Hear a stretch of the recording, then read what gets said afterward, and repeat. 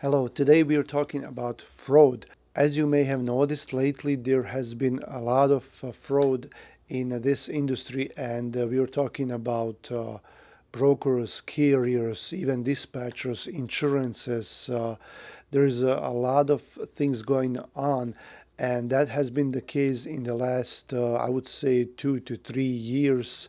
Where we got to a point where we can work from anywhere, and the only thing you would need is internet and be creative on how to cheat other people out. And there have been a lot of brokers, companies, a lot of brokerages that were fake, that were doing double booking, and some of them even opened up like hundreds of MC numbers. That's really crazy that you're able to do that, and then they would double broker the loads, and not pay the carriers, and a lot of things. I'm not going to go into the ways they have been treating out people.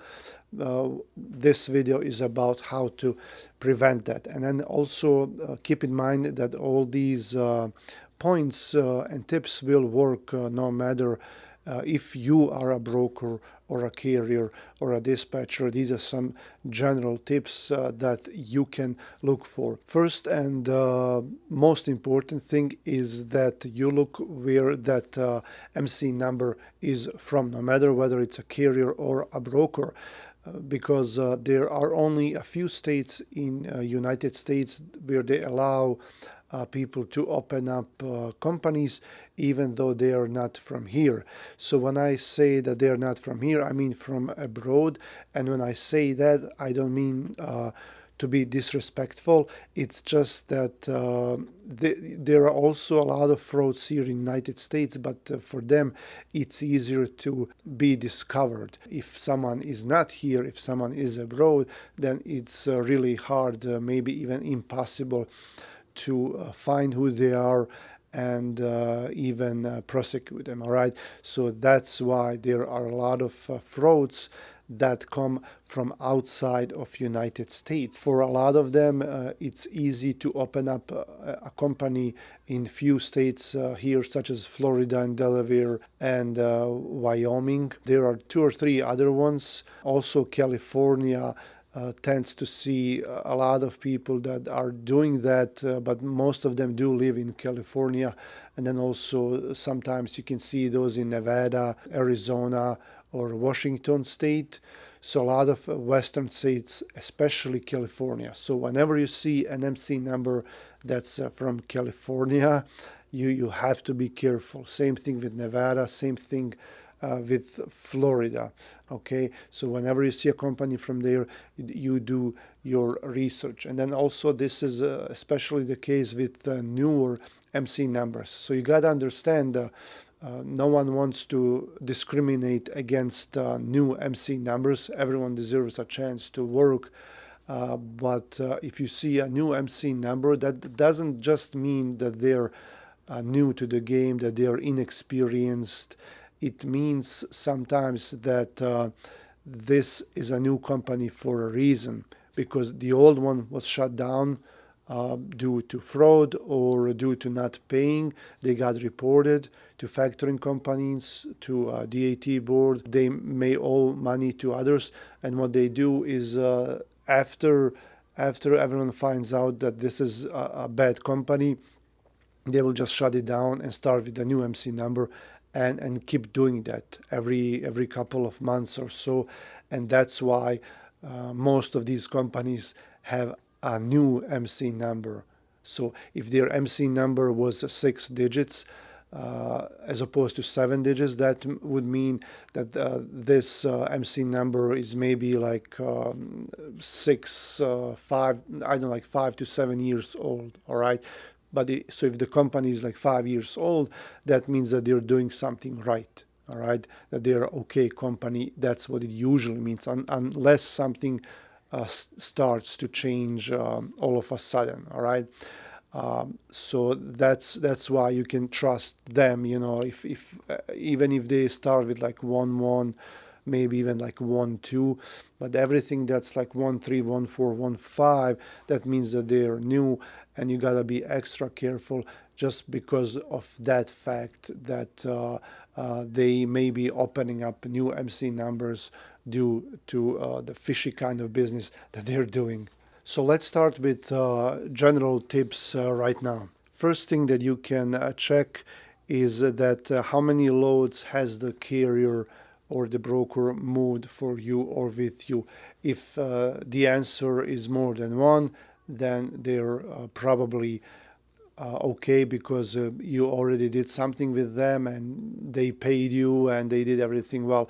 But if they haven't moved a load with you until now, then of course that's where you have to be careful. The next thing is if this is a carrier that you're working with, how many trucks have they reported to FMCSA?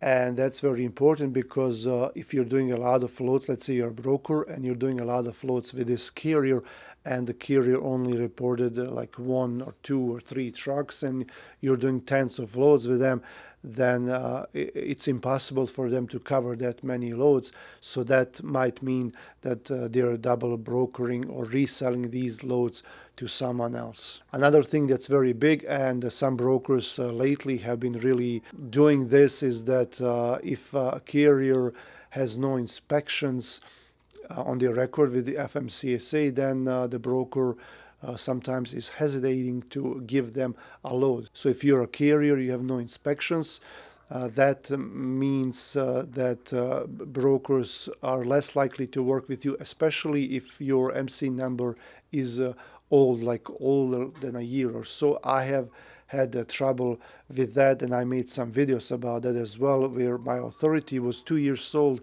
and I had 5 trucks and I had no inspections, and these trucks were on the road all the time, and my drivers just were very careful. The trucks were in good shape, they were always clean and new, and there was no reason for way stations or state police to pull them over, or DOT, and do inspections. And I really did have those trucks on the road, but brokers did not believe me. Then it got me so frustrated. But what a broker can do is they can like if they really want to give you a load, if they really do care, there are other ways of checking whether you have these trucks or no. So they can ask for registration. That's the easiest way. Like I'll send you all the registrations, and in each state nowadays it will show the MC number where that truck is leased to. I can send you pictures with signs on the doors, with time frames, with the driver, anything you want, like any insurance. I'll ask my insurance to send you the list of all the trucks and the trailers if they only wanted that, okay? But yeah, that's one thing, like it's a red flag if a carrier did not have any inspections, especially if they have more than 2 or 3 trucks, and then if the authority is older than several months. Another thing where you can spot a fraud is if the broker or the carrier or the dispatcher, they don't want to share their phone number with you, or even if they share the number, they don't answer when you call them. So that's a big red flag. They just don't want to answer. And then sometimes like smaller carriers or brokers will have an office in one state and area code from another state, so that might be a red flag too. But then a lot of brokers will have offices in different states, so this does not necessarily have to mean that they are fraud.